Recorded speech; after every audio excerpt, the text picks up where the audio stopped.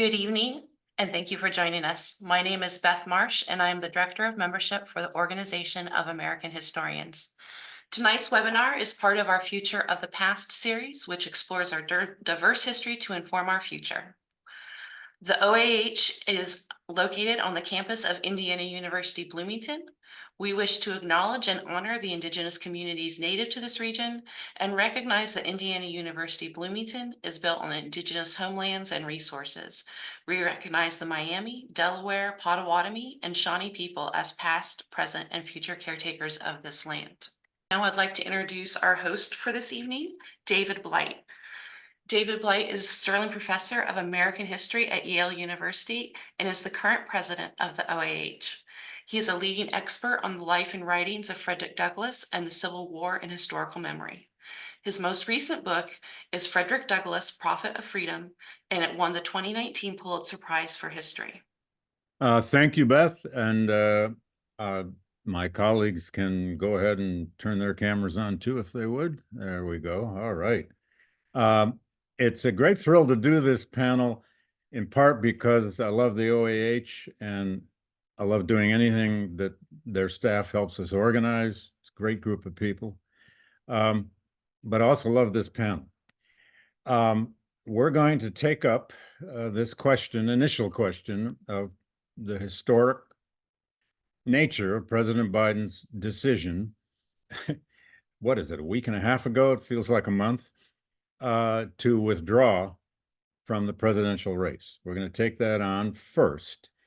And then we're going to move to other questions, bigger questions, Vice President Harris's campaign, Trump's campaign, big questions about the historic nature of this current electoral cycle. Let me introduce our guest and our participants. I'm going to keep the introductions very quick so that we have plenty of time for this conversation, which will never be enough time. I guess I have these in reverse alphabetical order, but first is Julian Zelizer, who is one of the most prolific historians of American politics, the presidency, Congress, and all things that relate to our political institutions anywhere in America. He teaches American history and public affairs at Princeton University. He's written many, many books, thousands of op-eds, books on LBJ, books on Newt Gingrich, books on the presidency itself, a book on myth, and I could go on and on. He has a new book coming out that I can't wait for, and I think I completely agree. I haven't even read it, but I have a hunch about it. I think I completely agree with the thesis. The book is called In Defense of Partisanship. Next is William Sturkey, who teaches at the University of Pennsylvania.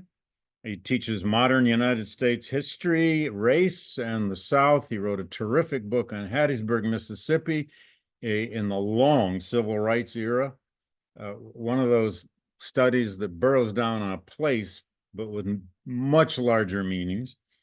He also has a new book out called The Ballad of Roy Benavides, the most famous Hispanic war hero.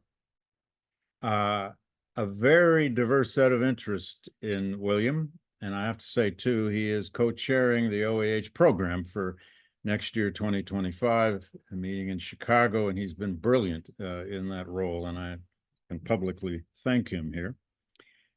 Then is Leah Wright Rigueur, who teaches the 20th century history of the United States at Johns Hopkins University.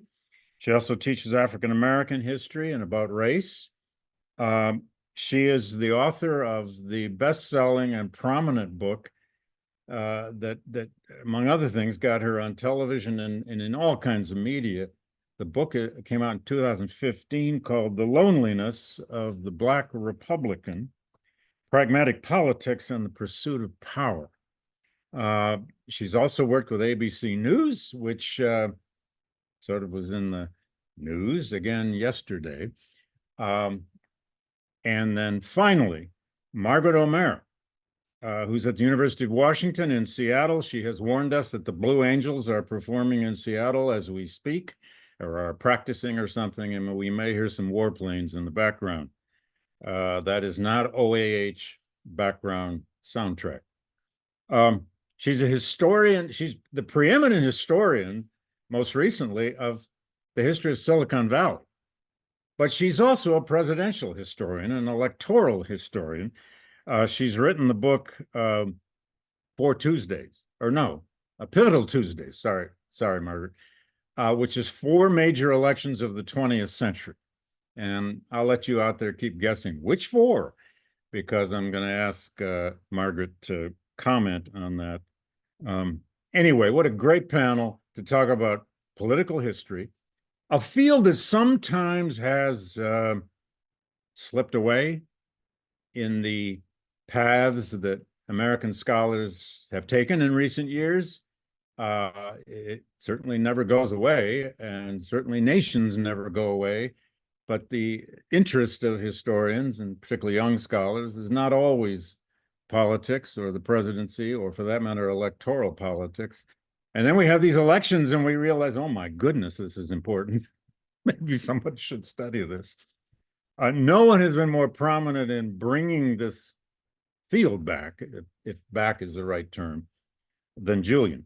So, Julian, I want you to start off and simply give us a little context, if you would.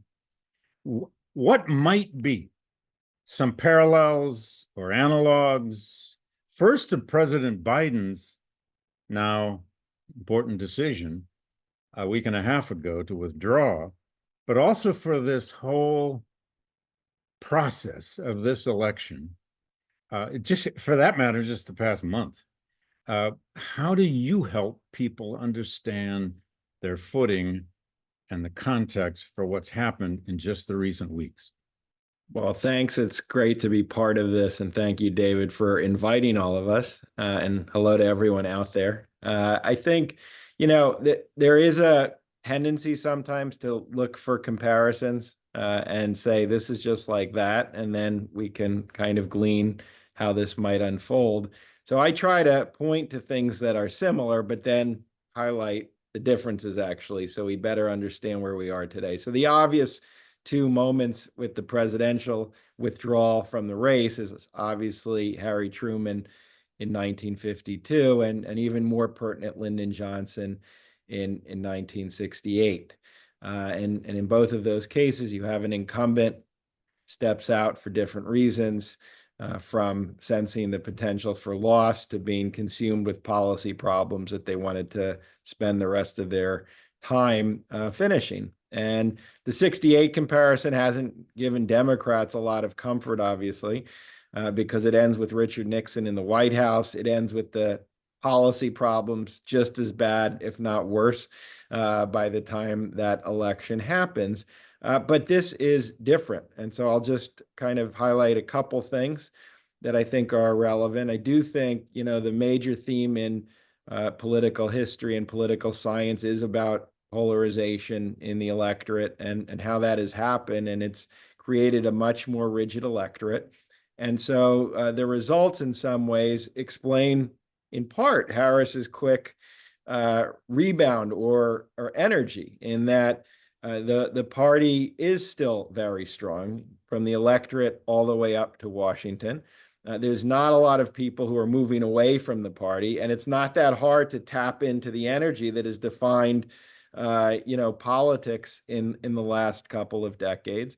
And secondly, I think in 1968, two things. In 1968, the problems consuming Lyndon Johnson in many ways were much greater, meaning we don't have a Vietnam right now. Even with foreign policy debates in the Middle East or inflation, it's not the same as what we were talking about when an entire nation was drawn into this really, really vigorous debate with American soldiers fighting overseas, and many coming back died in battle. And finally, I think Vice President Harris is not Hubert Humphrey. I mean, Hubert Humphrey was as much a continuation by that time, by 68, of the Democratic establishment and what people were familiar with, whereas Vice President Harris, generationally, socially, and culturally, and even in some ways with some of her ideas that she's focused on, is something new. So she did give a breath of freshness in a way that in 1968, that comparison doesn't work because Hubert Humphrey was really more of the same. And Right. so those are a few things. There's many more, but those are a few things I like to talk about. Oh, that's great, Julia. And Humphrey was just kind of a classic surviving New Dealer. And he still had the where Johnson in the war on his back. Anyway, we could talk about nothing but 68. William and Leah, this succession now of a vice president to the presidential ticket. Now we could first say, I mean, how often has this happened, or do we know? I mean, it's not the kind of thing you wake up every day and go look up. But this is a Black woman running for president. And I'll just say here in front of everybody, about 3 weeks ago, William and I exchanged an email. We have to email each other all the time because of this program committee for the OAH. And I had written an op-ed arguing blah, blah, that Biden should step down. And the only logical choice was his vice president. It should be Kamala Harris. And William, I'll let you go first. You could just say what you told me then, and then we could, and then we can pass it on to Leah. But what about this Black woman running for president? Is this the time, finally? What are we up against? What is she up against? Yeah, David, I was totally up against your idea because of, a Black president is how we got to Trump in the first place. Trump is still very much a product of Barack Obama, and no one will convince me otherwise of that. And not just Obama, but what he represented and the people that supported him. It wasn't just seeing a Black president, it was seeing all the Black people in the streets celebrating the Black president that I think really triggered so many people. And I just didn't think it was realistic in this moment to run a Black woman. But, upon further reflection, I was clearly wrong about that. The parties unified very, very quickly. And I have to say, I think that we don't really emphasize this point enough. At this point in time, as it stands now, Donald Trump is the worst mainstream presidential candidate any party has ever run. I mean, he is just so incredibly unelectable. If they had even a decent candidate at all, this would look completely different. But I mean, he's just an absolutely horrific in many ways to measure it, presidential candidate. So I think that obviously plays into the Democrats' favor in this case. Okay, great. Leah, I mean, again, how did we get here? We got here because, Kamala Harris is the vice president of the United States, and a lot of people had to be reminded of that. But your thoughts on, well, not just how she's performing and all of that, but this idea of a vice president now stepping in suddenly, is the candidate of the party. It's her choice to pick her VP, and she is now the head of the Democratic Party, whereas before half the country hardly knew who she was. Right, and I actually think that strategy has worked in her favor because it means she's not associated with the baggage of the Biden administration or Joe Biden.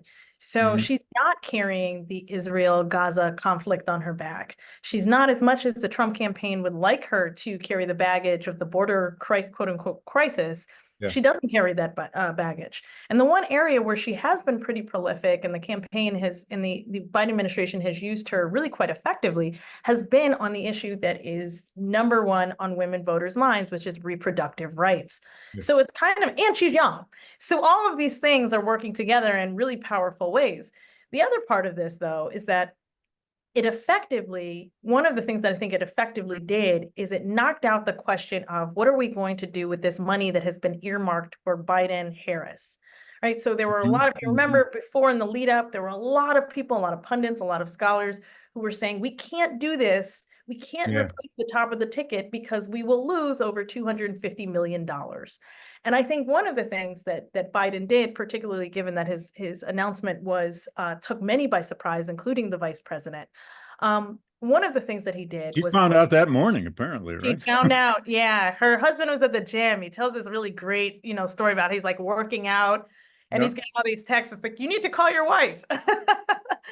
But I think that one of the most effective things that he did is that in the midst of all this chaos around him stepping down, he's immediately said, I endorse Kamala Harris for president.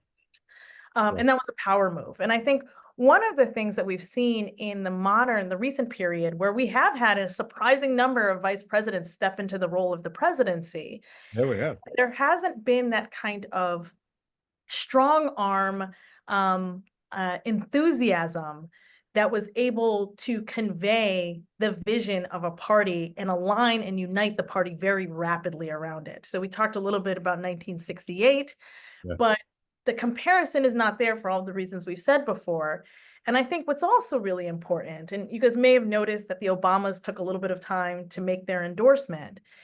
They wanted to give the impression, whether rightly or wrongly, I think that part is irrelevant, but they wanted to give the impression that Kamala wasn't being anointed, that actually she was working Yeah. for this, that she was, and she said even in her announcement, she said, I am excited to run and eager to run and campaign. And I Right. think that there are a lot of things around that that are really important here. But Mhm. one, it immediately united the party around her in terms of protecting her and saying, you know, she's worked for this. It's not something that was unearned. She is, and this is really important, she is qualified. The other Yeah. thing I think is immediately put into place a much larger network, or that has essentially been the backbone of the Democratic Party for the last 50 years, which is Black women. And so there was a very rapid fire kind of enthusiasm and organizing around that, which spread out and had a trickle effect. But I don't think that we can discount that. And so what I tend to tell audiences when they say, well, you know, we're never going to elect a Black woman president, I say, Yeah. well, past is, I know this goes against everything historians say, but past is not destiny. Past is not prologue. And in fact, one of the things And it's actually, not static. It's just not static. but I think one of the things that history helps us with this moment is to say that the unpredictable and the incredible and the fantastic can actually happen. Yeah. Um, And and- you know, to William's point, it doesn't hurt to have a candidate you're running against, frankly, who is just so despicably unacceptable. I mean, some of this unity is about, oh my God, we have to defeat him and the Republican Party. So yeah, there are a lot of reasons for all this unity right now, not the least of which was just people needed some hope. Margaret, if you don't mind taking us, because you've written about big pictures here, if you don't mind taking a little bit of a big picture approach here for a moment. I mean, we've had many successions in American presidential history. We've had 4 assassinations. We've had presidents die in office. Zachary Taylor died in office. The first Harrison died in office, and so on and so forth. This isn't a brand new thing. On the other hand, this one is somewhat different. As Julian pointed out, give us a sense of the big picture here of this kind of succession within a presidency, and maybe any favorite examples you have. And then I really do want to hear from you about those 4 pivotal elections or 4 pivotal Tuesdays of the 20th century. Yeah. Well, I actually, in preparation for this, I actually went back to do a head count and remind myself of how many Veeps have become president. 14. I was trying to do that too, and I got a little confused. It's confusing. So it's 14, and then some of them, the majority of them got the job because the president died. Yeah. Not all of them were reelected on their own steam. Of the 14 who've become president, 9 have been elected on their own steam. Some of them first came to office because of an assassination or a death, and then were elected. LBJ, for example, or they were elected after their vice presidency, like George H.W. Bush. So we have, so we have a relatively, it's not uncommon, and not uncommon in the modern era. But it is a challenging, the vice presidency is a challenging job. It is not something, John Nance Garner, who may or may not have likened the vice presidency to a bucket of warm spit, but he definitely called it the spare tire of government, which I find also very illustrative. It can be a job that can be something that is where a vice president is empowered, like Al Gore was under Bill Clinton with a kind of robust policy portfolio, or, and certainly up until the last week and a half, the kind of the story around Kamala Harris's vice presidency was very much that she was not as empowered, or perhaps not given the policy portfolio that might have matched her background. As Leah pointed out, interestingly, this kind of gives her a useful distance from some of the core Biden piece of the Biden agenda that may not be as resonant with a wide number of voters. One thing that makes this election season kind of unusual is that you have a string of major legislative successes, a la kind of Johnson Great Society-esque, the kind of the legislative, and also, you know, Rooseveltian in some ways. That, unlike 1936, did not translate into a lot of voter enthusiasm for the agenda of the president. So we have this little bit of dissonance here. But I think that the vice presidential, you know, thinking about pivotal elections, you know, just to echo what others have said, you know, there are sometimes the differences from now and then help us, you know, understand what's new. But there are resonances, although what we do see in other elections that have been momentous, kind of signaled a shift in politics and a shift in state building or in partisan control, have been something unprecedented happening. So 1912 is one of the elections that I profile in my multiple book, candidates, multiple candidates, including a former president, Teddy Roosevelt, who in 1908 decided not to run, and then immediately regretted not running for another term, and then came back as first a Republican challenger to incumbent William Howard Taft, and then when he didn't get the nomination, as an independent, and really threw a wrench into the whole works and really created the opportunity for Woodrow Wilson and a more progressive, in the early 20th century sense of the word, Democratic Party to take control both of the White House and of Congress. So you really see this, you know, again, that hadn't happened before, and Roosevelt was vice president before he was president. He's one of those 9 that in my head count. Same as with 1932, another election that I talk about in the book, very different from this one, but also an instance in which you have a one-term president, Herbert Hoover, who did run again and didn't get out of the race, but didn't win. And certainly I'm sure that part of the calculus of Joe Biden was, and his advisors, or those who were urging him to step down, was you don't want to be in that, you know, in the same company as these one-term presidents. Again, a very different moment and different conditions. 1968 was another election. We've talked about that too. I think one other dimension of 1968 that has resonance today is the populist politics of someone in the race in 1968 who was an independent, George Wallace, former Democratic governor of Alabama, segregationist, who runs, and the messaging of Wallace, if anyone wants to go back and look at some of his old speeches and the videos that can be found on the internet of Wallace giving stump speeches. It's very Trumpian and very Trumpian. So we see these kind of very, very appealing to a white working class and a Southern white working class. These messages have resonance and they've been used since. And then the fourth one I wrote about was 1992, Bill Clinton and Al Gore. Another you surprised me with that one, but the more the biggie. I know it was well, full disclosure, it was a campaign on which I worked before I took this. So I had a little bit of an inside track, although I should say, and this is a good reminder for all of us as we live through history and try to think about it as historians or as consumers of and readers of history, is when I went back and did research for my book on a campaign on which I worked and which I was convinced I remembered everything that happened. Right. I had forgotten a scandalous amount. And also I didn't know a thing about the Bush campaign because I didn't work on it. And so this, you know, you realize the subjectivity one has when you're living through the history. And it's a good reminder for all of us that, you know, in 25 years, when we look back on this, the dust will settle and we'll have a better idea of what the meaning of all of this is. Well, I never failed to remind people how important I was in helping George McGovern lose in 1972. You had good company. Bill Clinton, Gary Hart, everyone who's anyone was helping McGovern lose.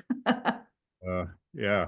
Wow. Well, thank you. I mean, this is actually a fun parlor game, isn't it, in a sense? But I think what you're all doing is reminding some people out there how much they may have loved presidential history when they learn some, and maybe they ought to try to maybe learn a little bit again. Who knows? Julian, William, Leah, all of you maybe, but maybe Julian, if you want to go first. Do you remember another election where the Supreme Court was this important? I mean, in my own lifetime, I've so often wished people would vote about the Supreme Court, but they tend not to. But is it finally like a top tier issue as never before, at least maybe never since the late 1850s? Well, I think it was. I mean, two elections I think of, and there's more. One is Yeah. a midterm. So the 1938 midterms are Mm, kind of enveloped in the court backing, plan, Roosevelt and that backing the became court. a way to think about FDR and what he was trying to do for his opponents. It helps to mobilize and create a coalition in Congress after 1938, a conservative coalition that will be quite formidable through the 1970s Mm, in blocking a lot of liberal legislation. And in 64 and 68, the Warren Court is pretty mm, important for Republicans. It really is a kind of rallying point of yeah, attack. yeah. And the Warren Court is not Lyndon Johnson. It's not the civil rights movement, but I think, it's not mysterious why if you were driving through Mississippi in 64, you'd see impeach Earl Warren signs everywhere. So, Mm, mm, mm. maybe it's more of an issue now, but I don't think it's always disconnected. And those are two that come to mind. Sure. William, did you find that in your Hattiesburg research that that the court, because of Brown v. Board and et cetera, was not, if not top of mind, certainly in the minds of both sides around all the civil rights revolution in Hattiesburg? No, not really. They plan to defy it anyway. I actually want to make one point. I They think were the going to decide 1980 anyway. yeah. I, Yeah. I think the 1980 election Supreme Court was a major issue. It's just Yeah. that we have the hindsight of historians to realize that's not the court that actually overturned Roe v. Wade. But that Mm, was definitely that's what people were aspiring to in electing Ronald Reagan. One of the things that pro-life advocates wanted to do was to have a more activist Supreme Court. So I think with the nature of the Supreme Court today and how partisan and activist it is, the stakes are all the more higher because there was no guarantee that the Supreme Court was going to fall along partisan lines in the way that it predictably does now. But in 1980, that's what a lot of people were envisioning. Could I just jump in? That's a good point in terms of it's changed in that the court has become much more connected now to party. yeah. Yeah. Whereas the complaints earlier were about what the court was doing. Now there's a direct connection, as we'll hear many times in the next few months, between, former President Trump, the current majority in the court, and the decisions on issues like reproductive rights. That starts in the 80s. I mean, that's when it's really accelerating. But it doesn't take hold until the last 20 years, Yeah. where the court has become so kind of partisan polarized as well. And Well- maybe there's an unprecedented degree of extremely well-funded political activism behind the scenes about the court. That I know that didn't exist in the 19th century. I mean, the court was very politicized in the 19th century. In fact, some of the justices in the 19th century ran for president while they were on the bench, but they didn't have these kinds of activist organizations behind them. No, but Go ahead. we did have in the 30s, I think 30s and the 40s, well into the 50s, it wasn't uncommon for the appointments to be pulled from a select pool of really partisan, right, type things. I think the difference is that we just really had a really wonderful panel at the American Political History Conference on the Supreme Court and partisanship. And one of the things that we highlighted in that session was the fact that the Supreme Court goes through this period in the 1960s and into the 1970s, so that Warren Court period where they say, no, we are objective, we are nonpartisan. We don't want to give the impression that we are, that we are Democrats or we are Republicans. We may have been appointed by these people. And I think for a good part of that, and they went to great lengths to give the appearance of nonpartisanship outside of the courtroom. Right. So this was you rarely heard from them. If they spoke, it was in these bipartisan or nonpartisan spaces. The Heritage Foundation and the Federalist Society have been on a 40 plus year campaign essentially to change that. And there's a lot of really great scholarship around this. But I Sure. think the point here is that their work is really born out of two moments from the 1970s, Roe v. Wade, Right. and the various busing decisions that come down from various, not just from the Supreme Court, but from various courts along the land. I'll also throw in that there's some civil rights decisions that come out in the 1970s that also motivate the Heritage Foundation and the Federalist Society in their attempt to influence the direction of the court.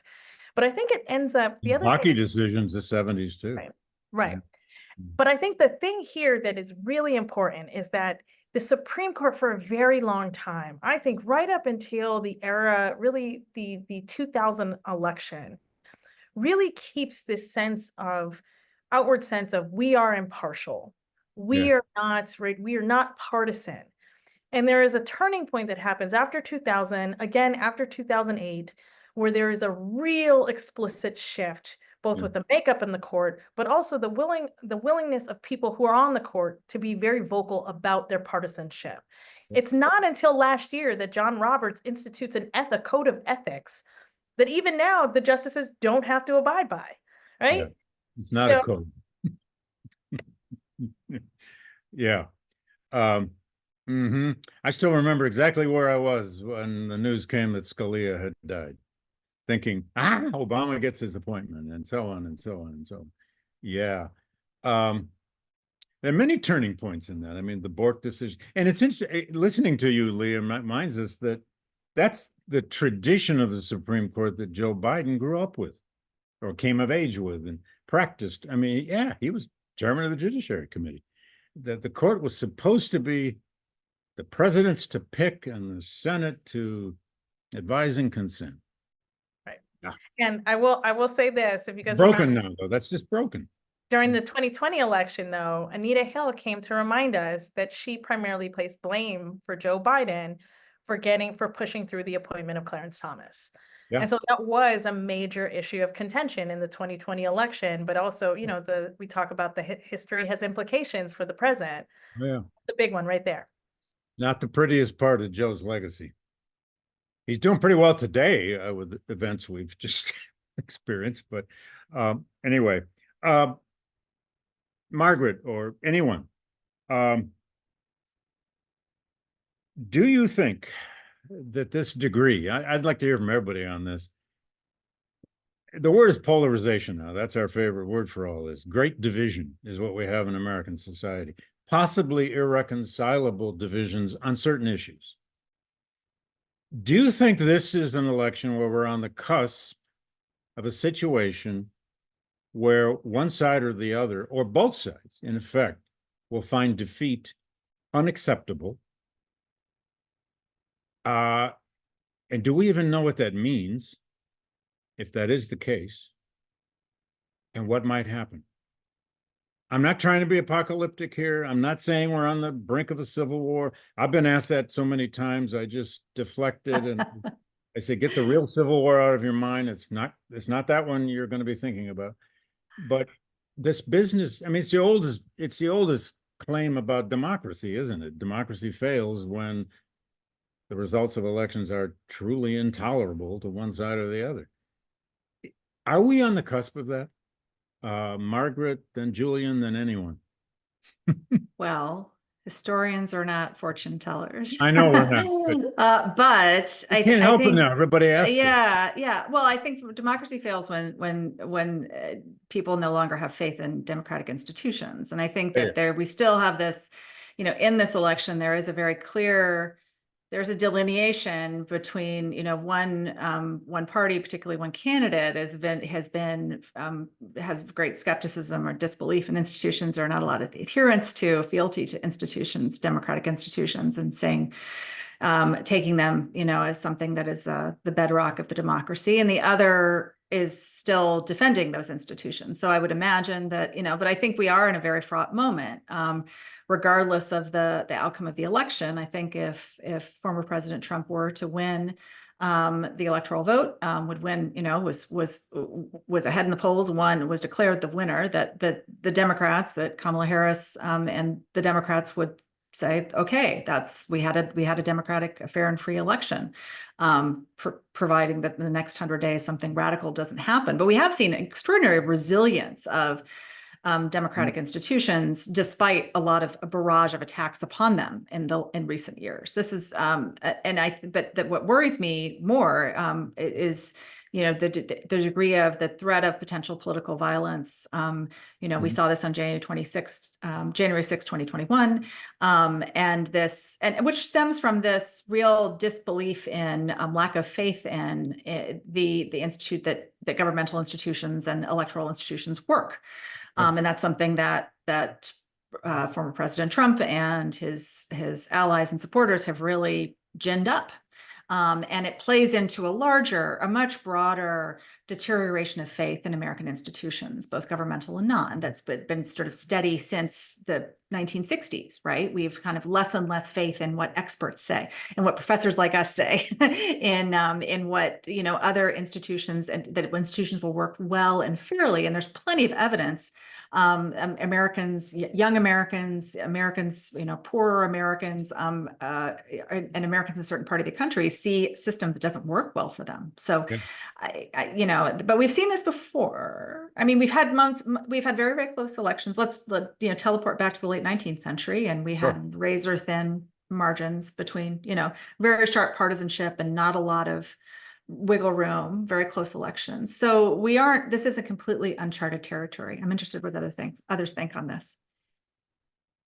Are we on the cusp of what do you think, Julian? No, I mean, look, I don't think we're on the cusp of a civil war. I've been asked that too, and I point them to you to explain. Oh, okay, thanks. Why not? Not to diminish the tensions and not to diminish the problems. I don't know where the kind of question ends up getting us. So I don't think the divisions are going away. I do think there are serious divisions in the electorate over some key issues, and certainly in the political arena, the parties are pretty far apart. My guess is it's going to energize whichever side loses. So I think there'll be a doubling down rather than some kind of total disintegration. But there are real problems. I mean, I do think political violence is a very real threat. We've seen it. It's not imagined. It's not speculating. It's happened. It's even happened on the steps of the Capitol. Distrust in institutions and an acceleration of that distrust through new mechanisms of communication. Very real. It's happening. It's not new. It is a product of Vietnam, Watergate through today, but I do think it's accelerating and it's taking form in ways that didn't exist there because of social media and other ways in which bad information about government spreads. And I do think there are serious questions, not that the democratic institutions are going to dissolve, but they are under strain. I mean, it's hard for me always to grasp how quickly people have moved on from what happened with the 2020 election. It just became another thing rather than a defining event for many people. And that was a strain on how the Electoral College works. It was connected to the restrictions on voting rights that have been reintroduced since the early 2010s. And many more kind of elements of dysfunction. And we had legislation that in 2022 that helped tighten some of the problems, but there's many more that exist. So I don't think civil war but I'm kind of very clear-eyed on these historical problems that we are facing that need to be addressed if possible. And don't some of the structural problems we have, the undemocratic Senate, the Electoral College, the voter suppression efforts, the issues of the Supreme Court, its structure. If Democrats win, we tend to forget those structural problems. William, your thoughts? I mean, let's imagine Trump ekes out an Electoral College victory by two votes or something, two counts, and loses the popular vote by 8 or 9 million. Is that acceptable to people who consider themselves liberals and on the left? That means how many? 7 out of the last 8? They don't win the popular vote, but they get a president. David, it's not even going to be acceptable to Donald Trump. If you recall 2016, the election he won, he Yeah. still said the popular vote was rigged and that there were all I know. these Yeah. Yeah. He'll unqualified never believe it voters. anyway. Yeah. Anyway, yeah, I don't know exactly what the Democrats can do, but we're not going to have a civil war in this country like the Civil War that we had before. I think the American military is No, far no. stronger at this point than it's ever been. They basically just shut off people's phone service, and that would be the end of it.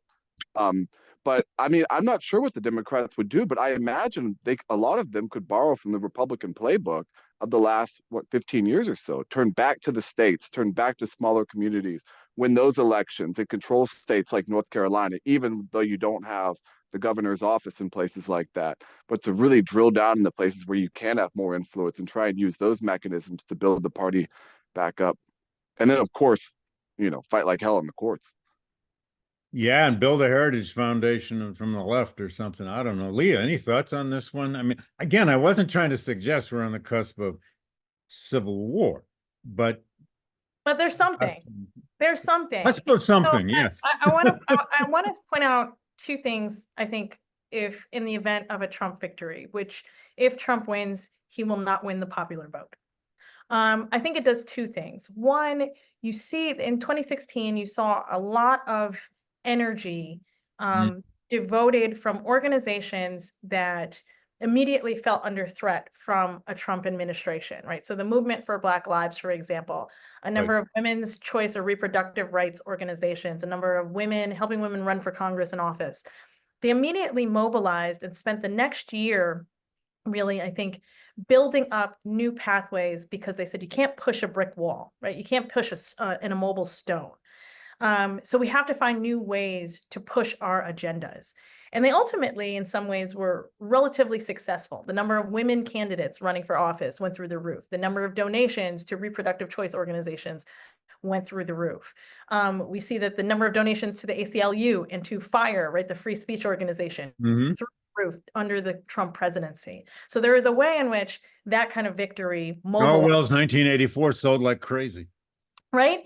But on the other hand, I think that, and this is where we see some danger, is that it also had the effect of depressing turnout amongst key audiences who, to Margaret's point, felt like the democratic process was not working. And I think this mixes together in 2020, where you see these massive protests in the aftermath of George Floyd. Because the moment that happens there isn't just about George Floyd dying, it's also about a nation that is grieving through the process of COVID. And so they see something in Floyd, right? Whether it be that the state has failed him, democratic institutions have failed him, political institutions have failed him. They capitalize around that and they turn it into an electoral movement, which ultimately propels Joe Biden into the White House, right? This is how Georgia goes blue. Yeah. And so I think these are part of the things that we can look for in the event of a Donald Trump victory. In the event of a Kamala Harris victory, I think you can expect January 6th again. And I think it's going to be a level, one of the things that, to I think Julian's point, that the nation has all but forgotten, right? January 6th, we just moved on. Yeah, there's a lot of amnesia about it. There's a lot of whitewashing, but part of the problem with that is that there is no deterrent for those actions, because the then president of the United States has essentially walked away unscathed from that process. His supporters have walked away unscathed from that process. It has been rewritten in history, with the exception of, real historians, but for the large part, in terms of political history and congressional history and the memories of Americans, it's something that was just, we were calling it in the moment that it happened. And if I'm sure everyone on here watched it live as it was unfolding, if some of them may not be there as protesters, but maybe you were there as witnesses or as scholars. But I think one of the things, we went from this moment, we were like, there's an insurrection on the most sacred, spot of democracy in this country, to, well, it was just people taking a tour of the Capitol. Don't think about the fact that the reason why Trump has to pick a new running mate is because he oversaw the attempted lynching of his old running mate.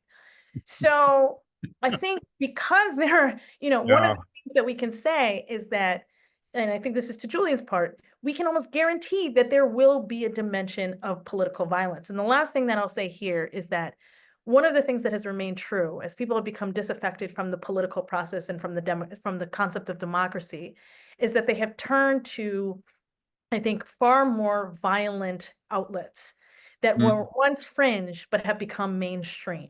Yeah. So as we see the proliferation of those, which have grown over the last couple of years, I would be very concerned about how those manifest come November 2024. Indeed. I'm going to the questions from our robust audience now, lest we forget them, and I don't want to. Margaret, there's one question here that people want to hear your reflections on the role of tech titans in American polarization now. I know that's a good question, but Yeah. how do you Well, handle that? I think one thing that does make this moment or this era in politics stand out from the previous one is the particular information environment, which I think this piggybacks on what Leah was just talking about, this kind of, the intensity of the political fringe and ways, things that were fringe becoming more mainstream. And that has indeed been enabled by social media platforms, communication platforms that have allowed people with extreme politics to find one another, and also been radicalizing in that it is such an overcrowded information environment, overloaded, information overload, to use Alvin Toffler's term that he coined a half century ago, but he didn't even know what was coming down the pike. That there's just the loudest voices in the room and the angriest voices in the room are the ones that get the most attention. And that is what these platforms are designed to do. These are all platforms that were designed 15, 20 years ago to allow college students to, meet one another and go to parties and date and drink beer. and they have been wildly successful beyond any of their creators' imagination. I liken it to a runaway train. And you also have this extraordinary concentration of wealth in the tech sector. Crazy. And you have wealthy people. And it's interesting, I've studied tech titans for a very long time. They've always been involved in politics, but often quietly, saying publicly, oh, I don't care, I don't vote, whatever. And then in the background, they're going and meeting with presidents and members of Congress and lobbying. But now you have this much more outspoken, very small group, to be clear. You have this very small group of very outspoken, very wealthy tech investors who have aligned themselves with Donald Trump, most notably Elon Musk, who's also the owner of Twitter/X. That is, but they are distinctly the minority in Silicon Valley. But I think the thing that is really, relevant, not just to the kind of ginning up the political fringe and the extreme political extremes, particularly on the right, especially on the right, because that has been a mobilizing force before or after January 6th, kind of that has played a pivotal role. But I think larger, this information environment, kind of going back to this question of memory, of the memory holing of, or the recasting of something like the attack on the Capitol. And we have all been just so barraged with information. In the last 10 days alone, we can barely keep up. That the human brain is not meant to move this fast. And so in a way, it desensitizes us to the historical import and the significance of what's going on. And that is, I think that's a real challenge that's presented by the 2024 information environment. Well, go ahead, Julian. Go. I'm going to have to leave a little early, but I just That's wanted to right. You go ahead.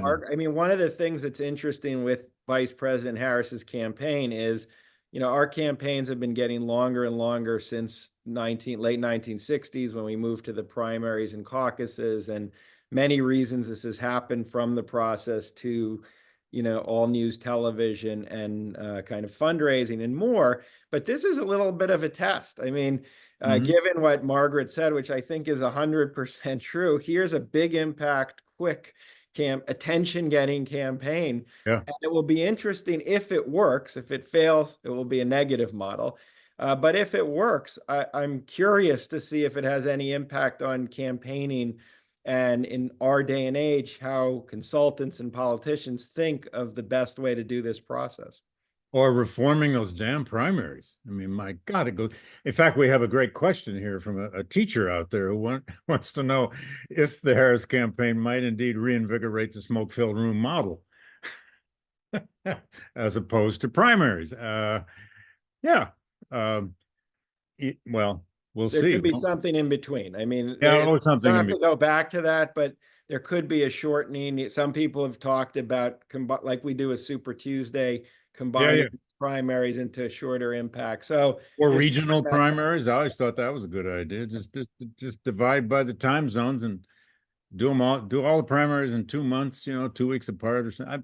It's too rational though. Margaret, back to your point about our attention span and overload and on and on and on.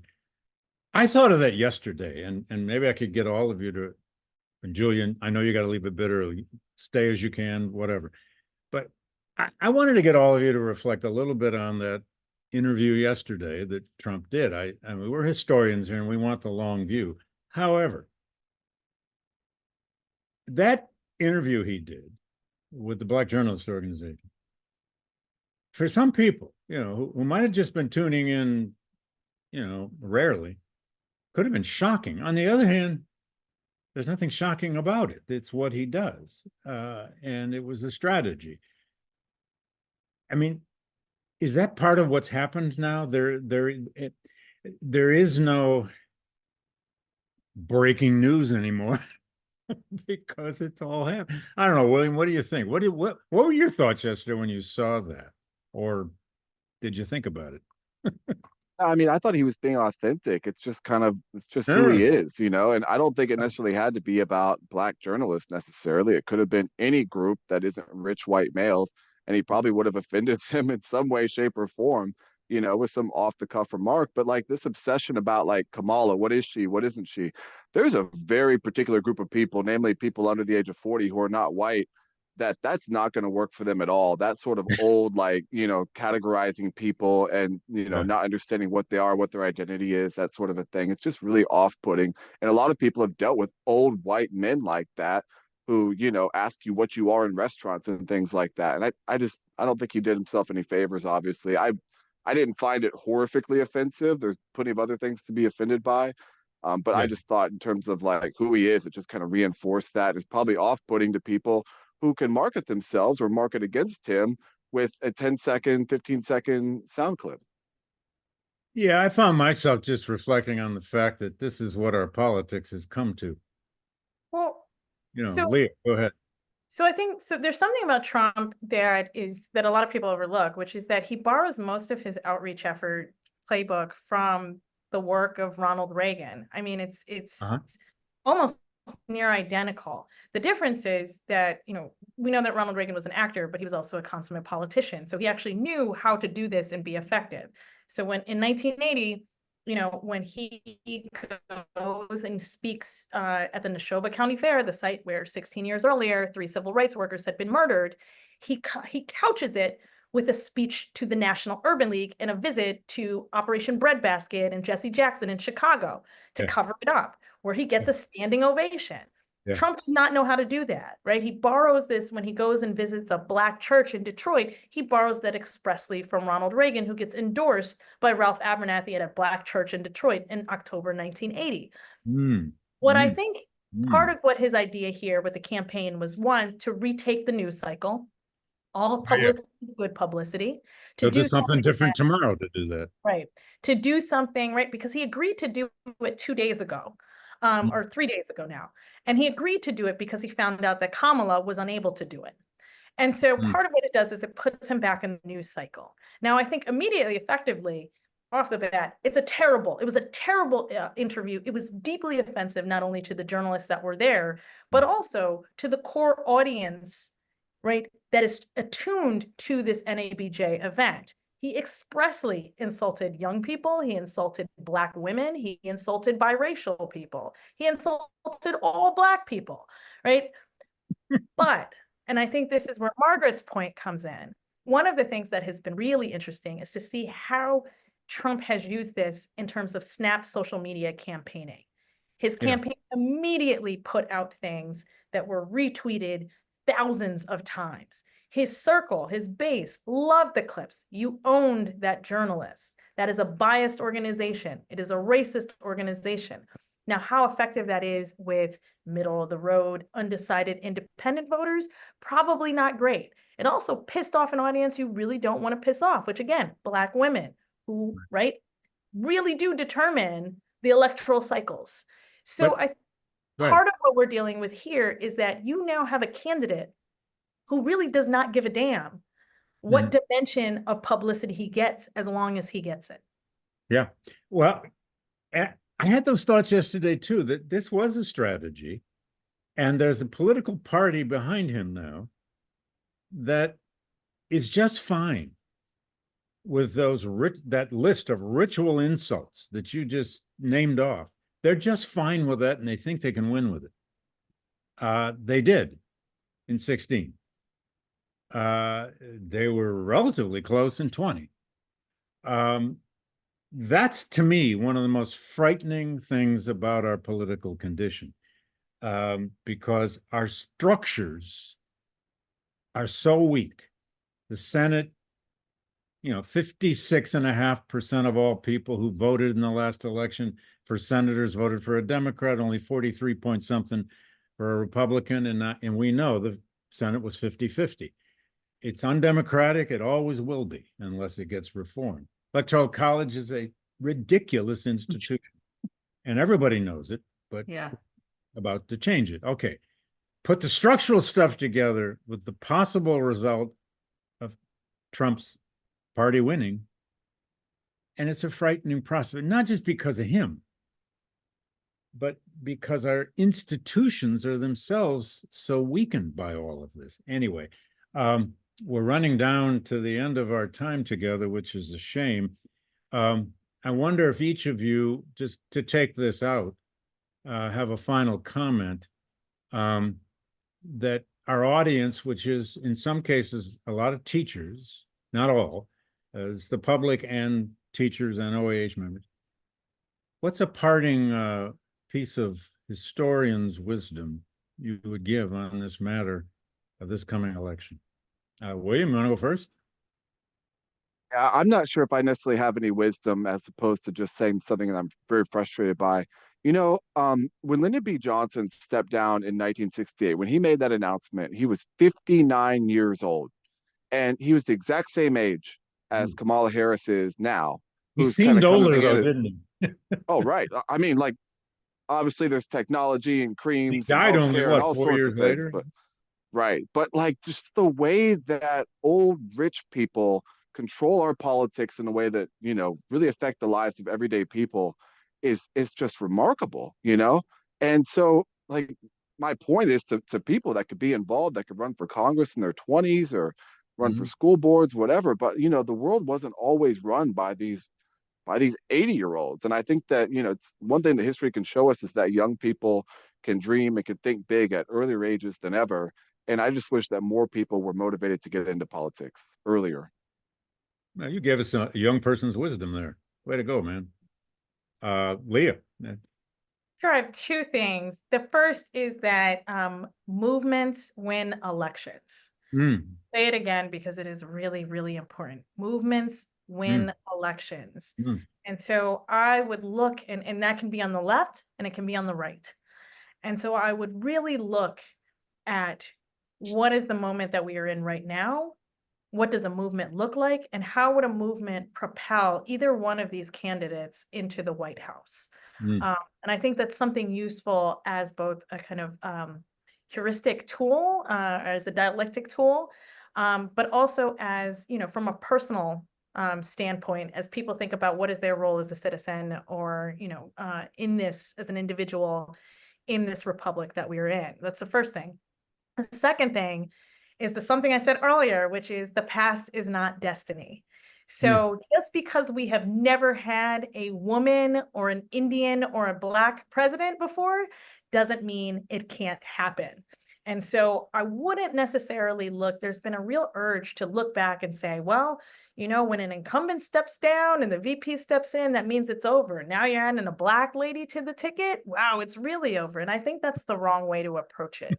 I think the way to approach it is to say, look at all of these moments in history where the event has defied what history has shown, right? There is a potential for us to make history. And it's actually really remarkable to watch this unfold. And I think Margaret said there were 9 former VPs who actually got elected. So, I mean, the numbers are on her side. Eh?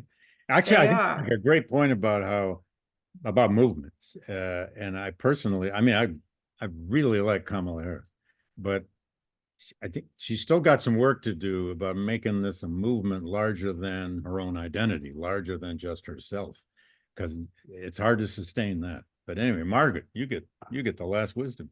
So my last wisdom is, I think, one, consistency across modern presidential elections. And I think we should look at 20th century and 21st century elections as something quite different than 19th century, because the job was bigger and more important, Oh, yeah. and elections were different.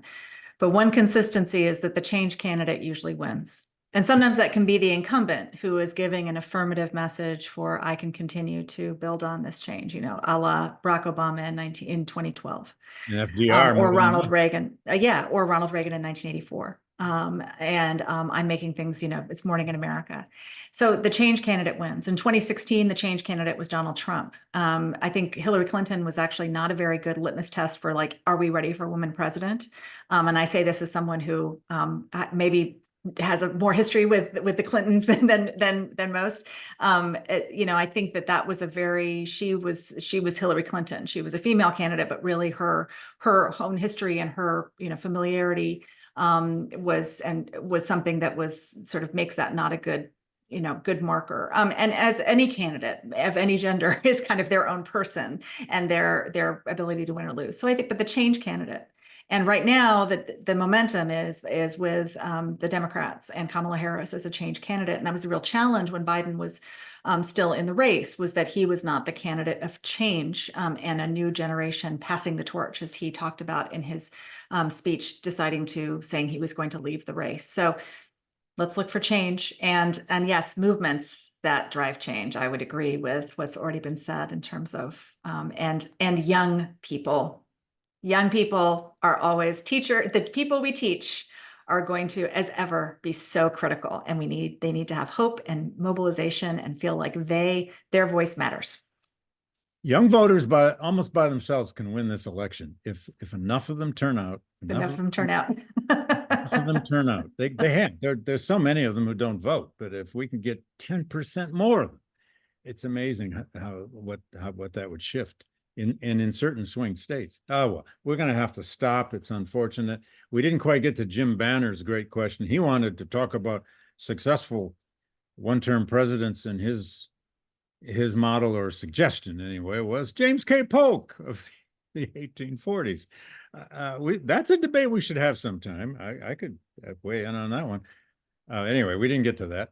But listen, this was fun. Leah, Margaret, and William, thanks for doing this.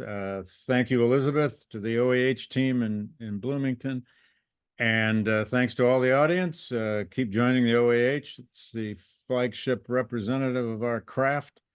And see you all on Election Day.